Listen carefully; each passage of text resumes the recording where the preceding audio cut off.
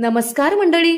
स्वामी ज्योतिषमध्ये मी सौ जयश्री रत्नदीप पत्रे स्वामी तुमचं मनपूर्वक स्वागत करते. तर मंडळी, आपण आजच्या व्हिडिओत देवांच्या खाली जे आसन टाकतो ते कोणत्या रंगाचं असावं किंवा कोणत्या रंगाचं असू नये. आपण चुकून माहिती नसल्यामुळे एखाद्या चुकीच्या रंगाचं आसन, चुकीच्या रंगाचा कापड टाकत असाल तर त्याचा अशुभ परिणाम आपल्यावर पडू शकतो. म्हणून देवाच्या खाली आसन कोणत्या रंगाचं टाकावं याची माहिती असणे फार गरजेचे आहे. तर मंडळी, हिंदू धर्मातील प्रत्येक घरामध्ये देवघर असतं.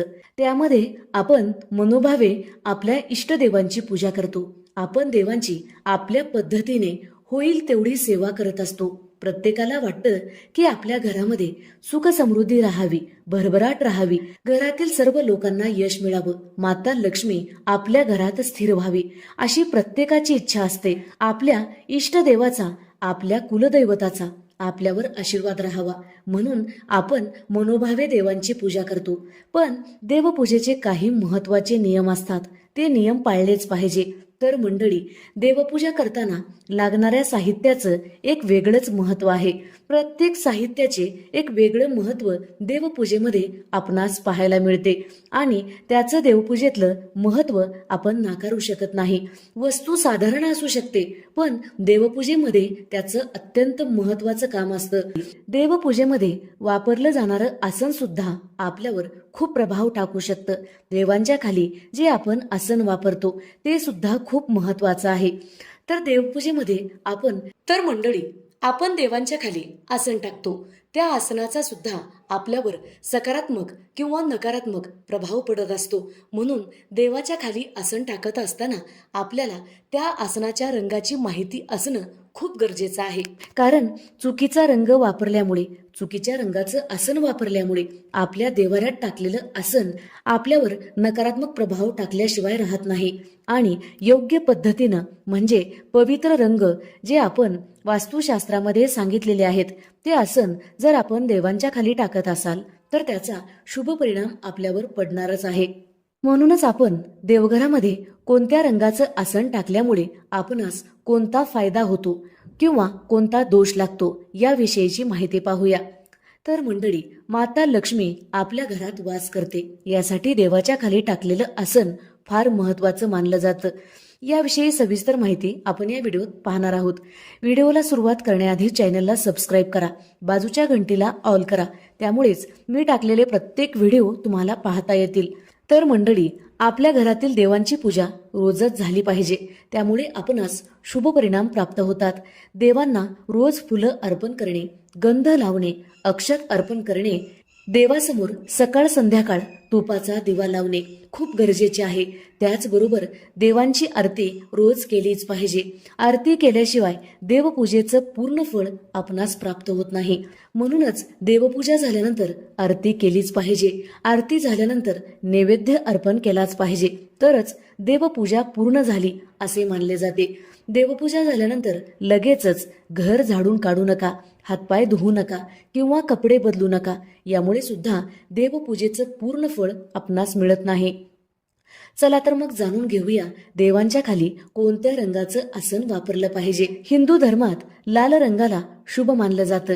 हा रंग शक्ती, पवित्रता, प्रेम, शौर्य, स्नेह याचे प्रतीक आहे. लाल रंगाचा वापर लग्न समारंभात आणि सणामध्ये केला जातो.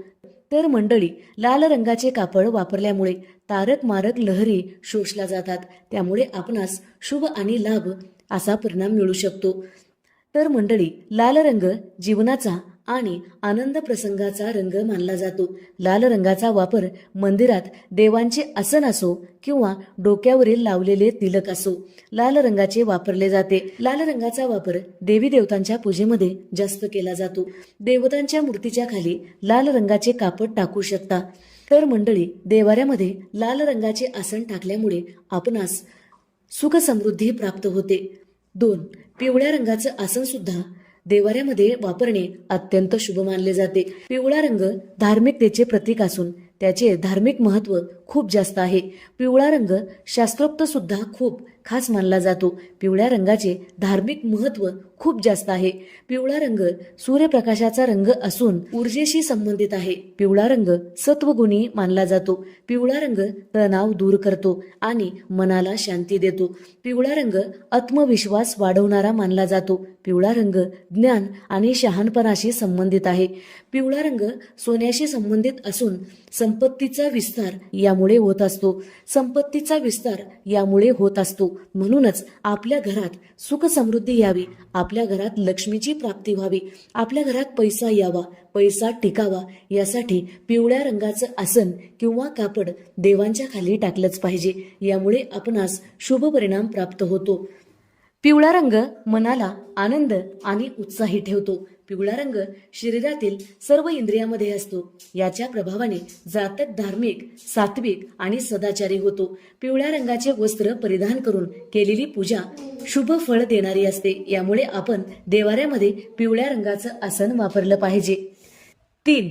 हिंदू धर्मात भगव्या रंगाला खूप महत्व आहे. हा रंग त्यागाचे, वीरतेचे, आत्मसंयमाचे प्रतीक आहे. भगवा रंग हिंदू व सनातन धर्माचे पवित्र रंग मानला जातो. भगवा रंग हा अग्नीच्या आणि ज्वालांच्या रंगापासून बनलेला आहे. प्राचीन काळापासून हिंदू तपस्वी आणि भिक्षू लोक भगवा रंग परिधान करत असतात.